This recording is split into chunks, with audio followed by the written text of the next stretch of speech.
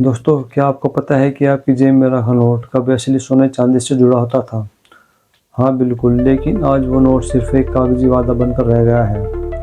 और अब 2025 में तो हालात ये हैं कि नोट भी खत्म हो रहे हैं, सब कुछ डिजिटल CBDC पर। तो आखिर ऐसा कैसे हुआ? किसने हमारी मुद्रा का असली चेहरा बदल डाला? आइए जानते हैं पूरी कहानी।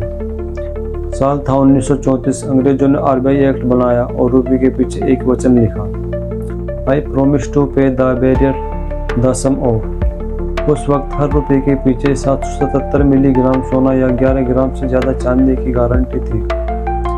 मतलब अगर आपके पास नोट है तो आप असली सोना चांदी ले सकते थे। सोचिए, उस वक्त रुपया सिर्फ एक कागज़ नहीं, असली संपत्ति का वादा था।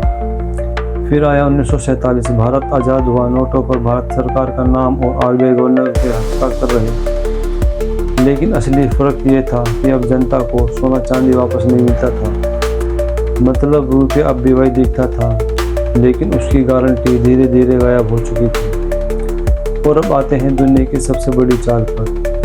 1971 का निक्सन शो। अमेरिकी राष्ट्रपति रिचर्ड निक्सन ने डॉलर और सोने का रिश्ता तोड़ दिया। पहले $1 35 ग्राम सोना था, लेकिन अब डॉलर सिर्फ एक कागज रह गया। इसका असर भारत समेत पूरी दुनिया पर पड़ा। अब रुपया सोने पर नहीं, बल्कि सरकार के वादों पर टिका। यानी असली ताकत जनता के हाथ से निकल चुकी थी। दोस्तों, 1971 के बाद दुनिया भर में फिएट मनी सिस्टम शुरू हो गया। नोट पर लिखा I promise to pay बस एक दिखावा रह गया। असली संपत्ति सोना चांदी जमीन धीरे धीरे सरकार और बैंकों के कब्जों में चली गई। जनता के हाथ में बस एक कागजी वादा रह गया। यही था असली खेल, धीरे धीरे लोगों की आर्थिक आज़ादी छीन ली। फिर आया 8 नवंबर 2016।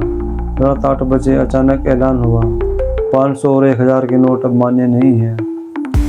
कारण बताया गया, काला धन, आतंकवाद और नकली नोट। लेकिन असली खेल था नए नोट छापना और जनता को बैंकों पर निर्भर करना। नोटबंदी से पहले 17 लाख करोड़ रुपए चलन में थे। कुछ साल बाद ये दोगुना होकर 34 लाख करोड़ हो गया।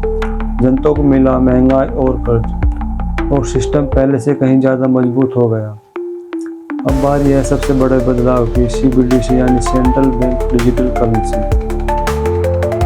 सरकार कहती है इससे नकली नोट खत्म होंगे और ट्रांजैक्शन आसान होगा। लेकिन दोस्तों, असली मकसद है पूरी तरह डिजिटल कंट्रोल। अब आपका हर लेन देन सरकार की नज़र में होगा। वो चाहे आपका डिजिटल वॉलेट फ्रीज कर सकती है। मतलब अगर आप विरोध करते हैं, आंदोलन में जाते हैं या फिर सरकार के खिलाफ बोलते हैं तो आपकी जेब खाली कर दी जाएगी। सिर्फ एक क्लिक से। सोचिए, पैसा आपकी जेब में है, लेकिन मालिक आप नहीं, सरकार है। तो दोस्तों, ये था भारतीय मुद्रा का असली सफर। 1934 का सोने से जुड़ा रुपया, 1947 के बाद एक कागजी वादा, 1971 एक निक्सन शो, 2016 की नोटबंदी और आज 2025 की डिजिटल CBDC। हर कदम पर जनता से असली धन छीना गया और अब निशाना है आपकी पूरी आर्थिक स्वतंत्रता।